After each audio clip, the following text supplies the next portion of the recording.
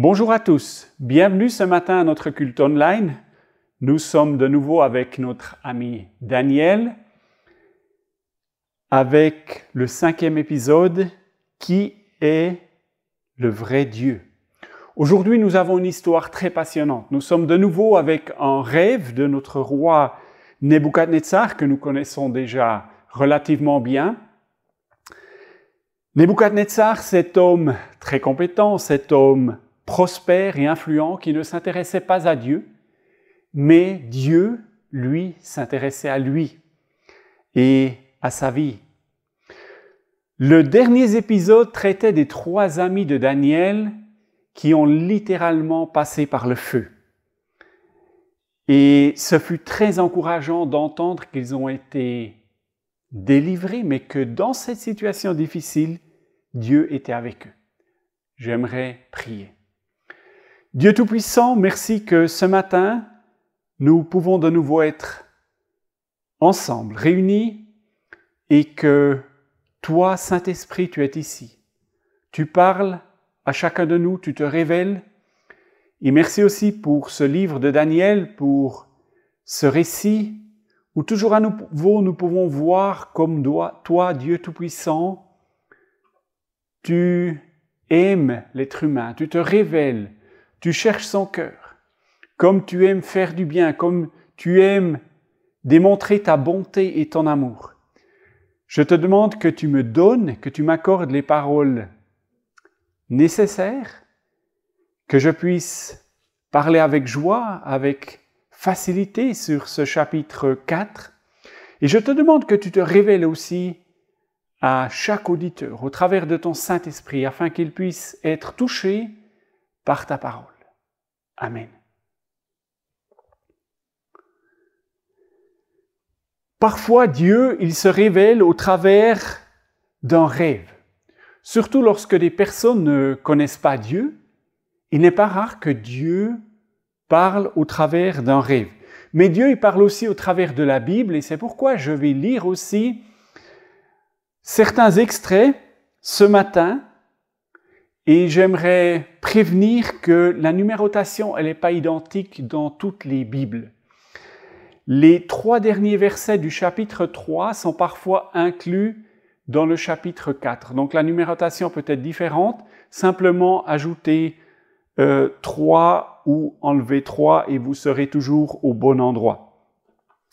Je débute avec le verset 32 du chapitre 3, où il est dit « Il m'a semblé bon de faire connaître les signes et les prodiges que le Dieu suprême a opérés à mon égard. Que ces signes sont grands, que ces prodiges sont puissants. Son règne est un règne éternel et sa domination subsiste de génération en génération. » Ce sont les paroles de Nebuchadnezzar. Ce grand roi, ce grand dirigeant à la tête d'un empire incroyable. Et lorsqu'on entend ça, on pourrait supposer que Nebuchadnezzar, il avait une relation avec Dieu, qu'il a de la connaissance de Dieu. Malheureusement, cette relation, elle est plutôt superficielle. Elle est peut-être sur un plan émotionnel. Et Nebuchadnezzar n'est pas encore arrivé là où Dieu veut le conduire. C'est tout simplement impressionnant de voir comme Dieu, il continue de se révéler petit à petit chez ce roi. Ce sera aujourd'hui un des derniers épisodes où nous parlerons encore de Nebuchadnezzar. Il va un petit peu être en arrière-plan dès le prochain chapitre. Et je lis depuis le premier verset, je lis quelques versets là, du chapitre 4. « Moi, Nebuchadnezzar, je vivais tranquille dans ma maison et heureux dans mon palais. J'ai eu un songe qui m'a effrayé. Les pensées dont j'étais poursuivi sur ma couche et les visions de mon esprit me remplissaient d'épouvante. » Il nous est dit que Nebuchadnezzar, il vivait tranquillement chez lui, heureux dans son palais. Peut-être c'est aussi ta situation, tu es maintenant installé très tranquillement chez toi, dans ta maison, dans ton appartement. Mais il nous dit aussi qu'il a eu un rêve qui l'a effrayé. Et les pensées l'ont terrifié. Ce n'est pas comme dans le premier rêve que Nebuchadnezzar a eu lorsque Dieu lui a révélé quels empires allaient suivre le sien et que tout d'un coup une pierre allait venir du ciel et anéantir tous ces empires. Et cette pierre allait s'élever, cette pierre qui est là pour Jésus-Christ, et de cette pierre de Jésus-Christ s'élève un royaume éternel. Ici, c'est quelque chose de différent. Ce qui m'interpelle, pourquoi Nebuchadnezzar, ce grand homme, il est interpellé? Pourquoi est-il effrayé? Est-ce qu'il y a aussi des choses qui te déstabilisent? Dans ta maison si confortable, dans ton appartement, où normalement tu te sens si bien, peut-être c'est un diagnostic médical qui soudain t'effraie, te déstabilise, peut-être c'est la lettre de licenciement qui est arrivée ou qui n'est pas encore arrivée. Oui, parfois nous sommes tellement rapidement effrayés. Et je continue ma lecture, je continue dans le verset 7 du chapitre 4. Il est dit « Voici les visions de mon esprit pendant que j'étais sur ma couche. Je regardais et voici, il y avait au milieu de la terre un arbre d'une grande hauteur. Cet arbre était devenu grand et fort, sa cime s'élevait jusqu'aux cieux, et on le voyait des extrémités de toute la terre. Son feuillage était beau et ses fruits abondants. Il portait de la nourriture pour tous. Les bêtes des champs s'abritaient sous son ombre, les oiseaux du ciel faisaient leur demeure parmi ses branches, et tout être vivant tirait de lui sa nourriture. Dans les visions qui se présentaient à mon esprit pendant mon sommeil, je regardais, voici, un de ceux qui veillent et qui sont saints descendit du ciel. Il cria avec force et parla ainsi, « Abattez l'arbre et coupez ses branches, secouez le feuillage et dispersez les fruits, que les bêtes fuient de dessous et les oiseaux du milieu de ses branches. Mais laissez en terre le tronc où se trouvent les racines et liez-le avec des chaînes de fer et d'airain parmi l'herbe des champs, qu'il soit trempé de la rosée du ciel et qu'il ait, comme les bêtes, l'herbe de la terre pour partage. Son cœur d'homme lui sera ôté, et un cœur de bête lui sera donné, et 7 ans passeront sur lui. » Tout simplement impressionnant ce rêve que Nebuchadnezzar il a eu. Il a vu un arbre qui était très très grand. C'est la puissance au carré, c'est tout un succès. Le règne de Nebuchadnezzar, il est dit qu'il était au milieu de la terre, donc il était le centre du monde. Et il a atteint le ciel. Une importance sans égale, une visibilité incroyable. Mais nous voyons aussi qu'il était utile. Il portait du fruit, il donnait de la nourriture, il offrait la sécurité. C'était tout simplement un royaume formidable. Et pourtant, dans son rêve, il voit quelqu'un descendre du ciel. Il dit ici un veilleur, un saint. Sais-tu, il y a un Dieu. Que tu veuilles le croire ou non, il existe un monde invisible. Et nous, êtres humains, nous ne maîtrisons pas notre vie.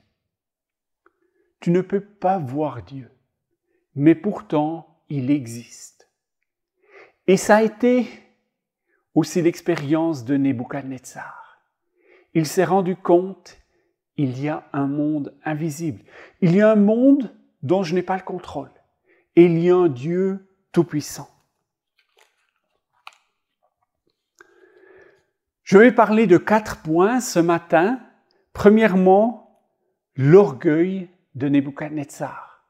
Secondement, l'avertissement de Dieu. Le 3e point, la chute de Nebuchadnezzar. Et le 4e et dernier point, la louange de Nebuchadnezzar à Dieu. Dans le premier point, dans l'orgueil de Nebuchadnezzar, j'en suis au verset 11, il est dit que ce veilleur, ce saint qui est venu du ciel, il a crié « Abattez l'arbre, coupez ses branches ». Comment quelqu'un peut se permettre de vouloir abattre cet arbre? Mais nous voyons aussi qu'il est dit qu'il devait laisser le tronc, il devait laisser la souche avec les racines dans la terre.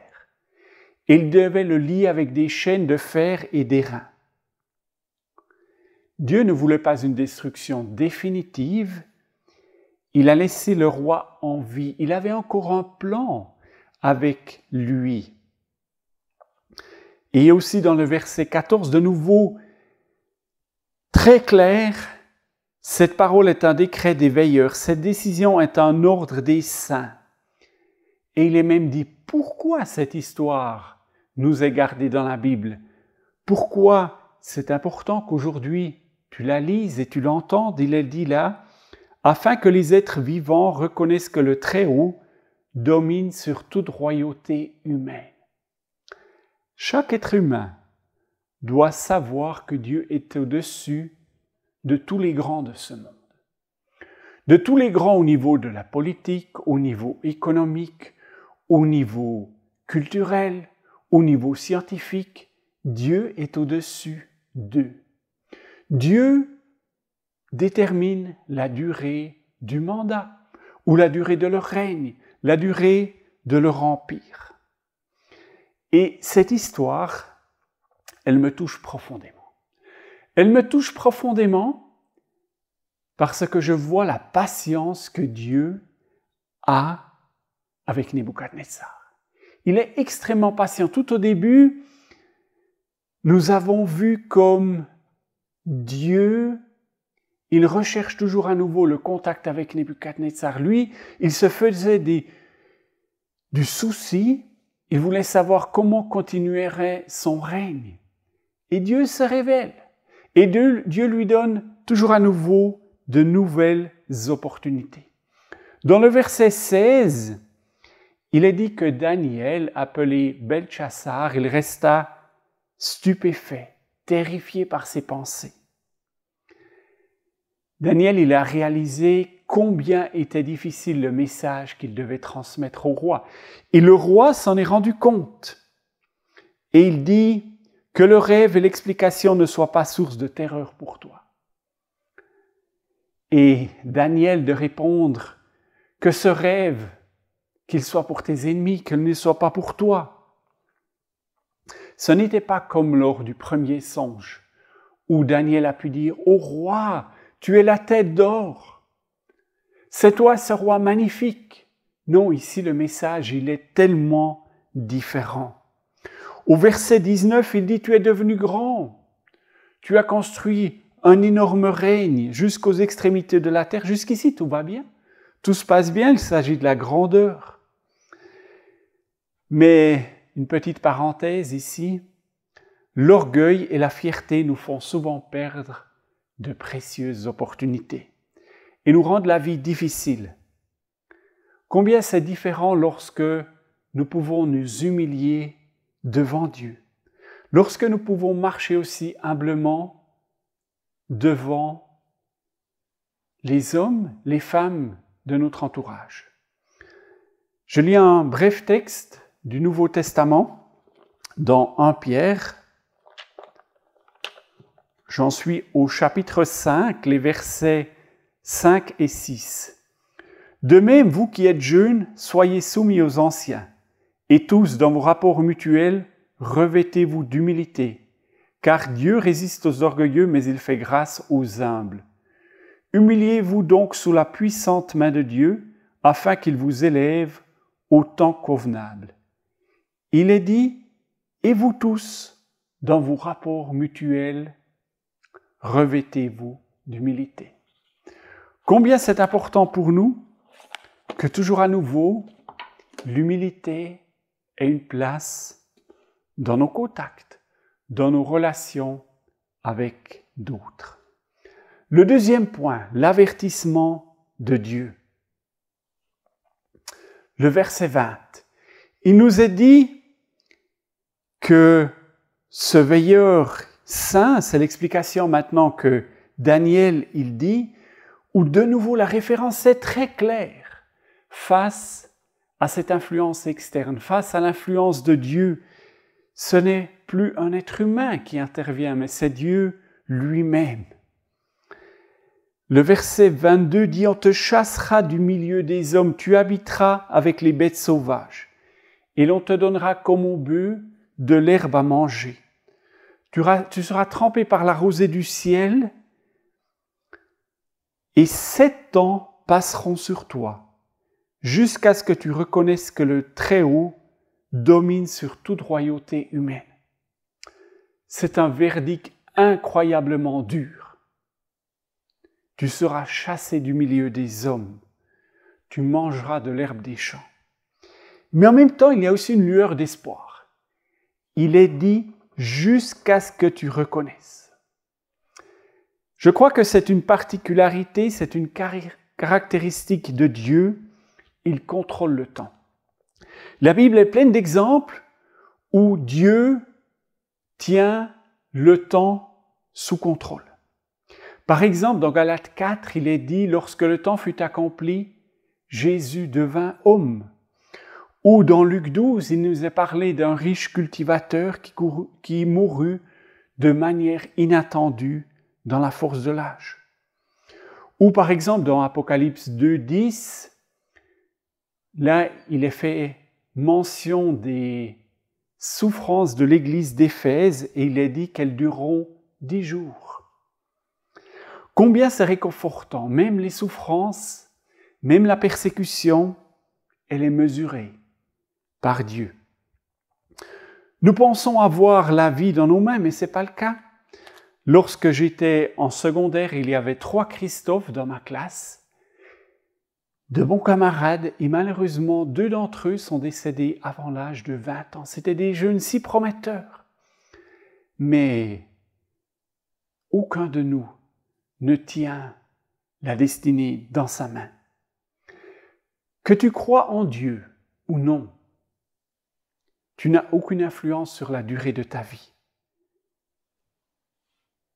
Mais aussi la détresse, aussi la souffrance sont mesurées par Dieu. Dans le verset 24, Dieu s'adresse personnellement, Daniel s'adresse personnellement à Nebuchadnezzar et il l'invite en lui donnant une solution à cette sombre prédiction. Il lui montre comment sortir de cette difficulté. Il lui dit « Mets un terme à tes péchés en pratiquant l'injustice, à tes fautes en faisant grâce aux humbles. » Il l'invite à se repentir, il invite un changement de vie. Le repentir, il a 2 dimensions. Premièrement, une tristesse pour les choses mauvaises que nous avons commises. Et deuxièmement, se détourner. Comme il est dit dans Proverbe 28, 13, « Celui qui cache ses transgressions ne réussira pas, mais on aura compassion de celui qui les reconnaît et les abandonne. » Abandonner cette mauvaise voie. Et c'est ce que Daniel a dit à Nebuchadnezzar. Détourne-toi du mal. Peut-être c'est aussi ta situation. Tu t'es distancé de Dieu. Peut-être sciemment, mais peut-être aussi petit à petit, sans t'en rendre compte. Et peut-être malgré tout, comme Nebuchadnezzar, tu vis tranquillement. Aujourd'hui, chez toi. Mais j'aimerais te demander, as-tu la paix dans ton cœur? As-tu réglé la question de l'éternité? Il y a un Dieu rempli d'amour, un Dieu qui est patient. Et ce Dieu, il veut recevoir la gloire qui lui est due. Il est et reste Dieu. Et j'aimerais aussi te dire, avoir la paix avec Dieu, c'est une qualité de vie tout simplement formidable. Je t'invite aujourd'hui à venir à Dieu au travers de Jésus-Christ, à régler ta vie, à confesser tes péchés, à confesser ce qui était mal devant Dieu et devant les hommes. Peut-être ta situation, elle est comme ce jeune homme que j'ai rencontré qui m'a dit, à la fin de mon adolescence, je cheminais avec Jésus. Et aujourd'hui, comme jeune homme, je repense toujours à ces merveilleux moments passés avec Jésus.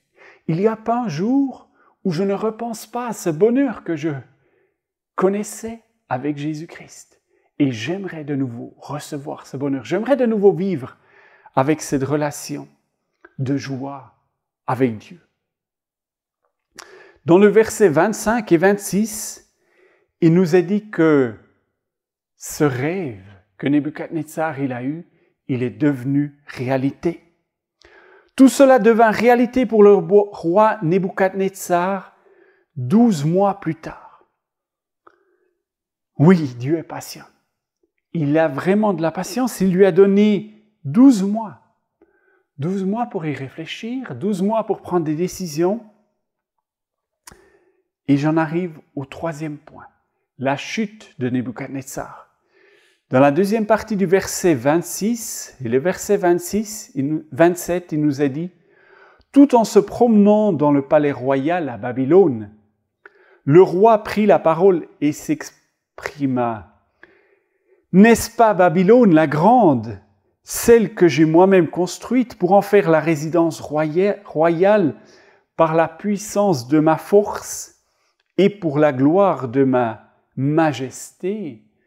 Remarques-tu quelque chose de l'orgueil de Nebuchadnezzar? Il dit, Babylone la grande que j'ai bâtie par ma grande puissance pour la gloire de ma majesté. En effet, Nebuchadnezzar II était le plus grand souverain de Babylone. Sous son règne, l'empire babylonien, il a pris une ampleur que jamais auparavant il n'avait connue. Ça a été l'apogée du royaume babylonien. Il y a une activité de construction sans précédent et deux des 7 merveilles de l'Antique se trouvaient à Babylone.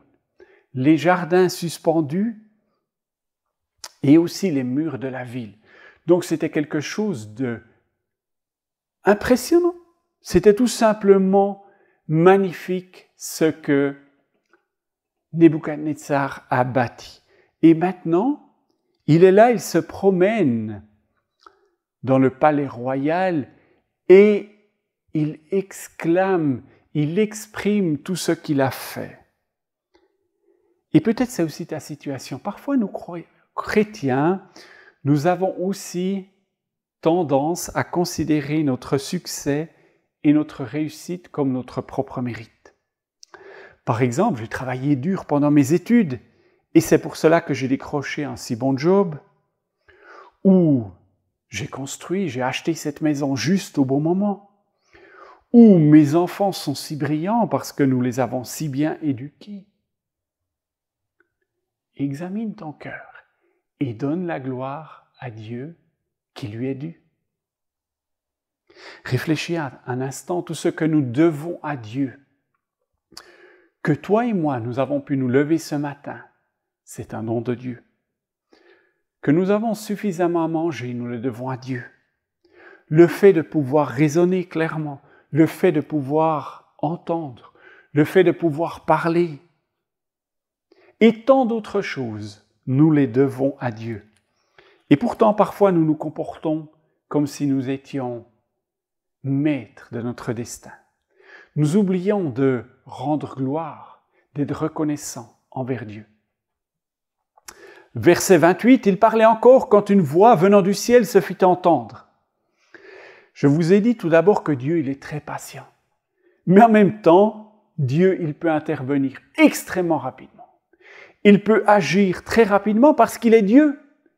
Il ne doit pas aller demander à quelqu'un d'autre le droit ou la permission d'intervenir. Il peut intervenir lui-même au moment que bon lui semble. Il est dit, apprends, roi Nebuchadnezzar, que la royauté t'est retirée. Et au même moment, cette parole fut accomplie. d'une manière éclatante, juste en un instant. Il est dit dans le verset 30 qu'il fut chassé du milieu des hommes et qu'il mangea de l'herbe. Ses cheveux, ils poussèrent, ils devinrent comme des plumes des aigles et ses ongles comme des griffes des oiseaux. Loin de la volonté de Dieu, loin de la présence de Dieu, il y a des conséquences terribles. Et je ne les souhaite à personne. J'admets que l'extrême que nous avons dans cette histoire, il est rare. Mais il y a beaucoup d'autres situations qui ne sont guère enviables non plus. Galates 6, 7 nous dit « Ne vous y trompez pas, on ne se moque pas de Dieu. Ce qu'un homme aura semé, il le récoltera aussi. » Dieu l'avait prévenu. Dieu lui avait montré une issue. Mais Nebuchadnezzar, dans son orgueil, a refusé de s'humilier devant Dieu.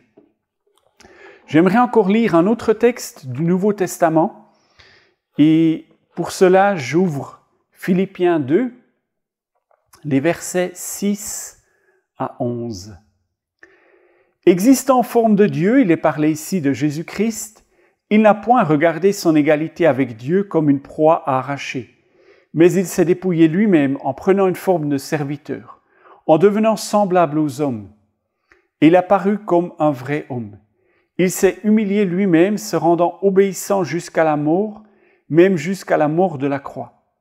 C'est pourquoi aussi Dieu l'a souverainement élevé et lui a donné le nom qui est au-dessus de tout nom, afin qu'au nom de Jésus, tout genou fléchisse dans les cieux, sur la terre et sous la terre, et que toute langue confesse que Jésus-Christ est Seigneur à la gloire de Dieu le Père. Jésus-Christ, il est tellement différent de Nebuchadnezzar. Il est l'humilité en personne. Bien qu'il soit Dieu et créateur, il a renoncé à ses privilèges pour un certain temps. Il est devenu humain. Il est devenu vulnérable. Et peut-être tu te souviens, lorsque Jésus est entré à Jérusalem, il était là sur un âne. Quelle humilité pour ce roi. Pas sur un cheval blanc, mais juste assis sur un âne. Plus tard, lorsqu'il s'est fait clouer sur la croix, il l'a permis sans récrimer ses bourreaux. Mais il a aussi fait mention dans ce passage qu'un jour, chaque être humain devra s'agenouiller devant Dieu, lui donner gloire devant Jésus-Christ. Que ce soit ceux qui se trouvent dans le ciel, sur la terre ou sous la terre, peu importe. Et je crois que ici, Nebuchadnezzar, il est un exemple de cet abaissement devant le Dieu éternel. J'en arrive au 4e point, la louange de Nebuchadnezzar à Dieu. Le verset 31 nous dit « Au moment indiqué, moi, Nebuchadnezzar, j'ai levé les yeux vers le ciel et la raison m'est revenue. J'ai béni le Très-Haut, j'ai célébré la louange et la gloire de celui qui vit éternellement, dont la domination est éternelle et dont la royauté subsiste de génération en génération. » Quel discernement! Quel changement d'attitude! Lui, le puissant chef, Nebuchadnezzar, il n'a pas pu triompher contre Dieu. C'est Dieu qui a conquis son cœur. Et il est devenu un homme avec un raisonnement nouveau. Il nous dit dans le verset 33, « À ce moment-là, la raison m'est revenue, la gloire de mon royaume, ma majesté et ma splendeur m'ont été rendues. » Au moment où il s'est humilié devant Dieu, il a de nouveau pu raisonner correctement. Tu vois, Dieu ne voulait pas détruire Nebuchadnezzar. Il voulait lui donner une nouvelle opportunité, une seconde chance. Tellement bon est Dieu, rempli de bonté envers lui, mais aussi envers toi. Dieu veut t'accorder aujourd'hui une seconde opportunité. Viens à lui. Et Nebuchadnezzar, il a très bien compris ce que Dieu a fait pour lui. Il a très bien compris qui était Dieu. Malheureusement, ses descendants ne l'ont pas si bien compris. Nous le verrons dans le prochain épisode. Eux, ils n'ont pas reconnu qui est Dieu. Il nous a dit aussi que ses fonctionnaires sont venus le rechercher. Il a été rétabli dans ses fonctions. Effectivement, Nebuchadnezzar, il a tout simplement fait l'expérience de la bonté et de l'amour de Dieu. Et je crois que la restauration de l'esprit de Nebuchadnezzar montre que les autorités humaines, elles sont sous la main de Dieu. Non pas pour le jugement, mais pour glorifier Dieu. Toi et moi, nous sommes sur cette terre pour rendre gloire à Dieu. Et sais-tu, moi je suis touché, je suis tellement ému de savoir que Dieu Tout-Puissant, le Créateur, il est tellement proche au travers de Jésus-Christ. Je peux communiquer avec lui au travers du Saint-Esprit. Je peux parler avec lui, il parle avec moi.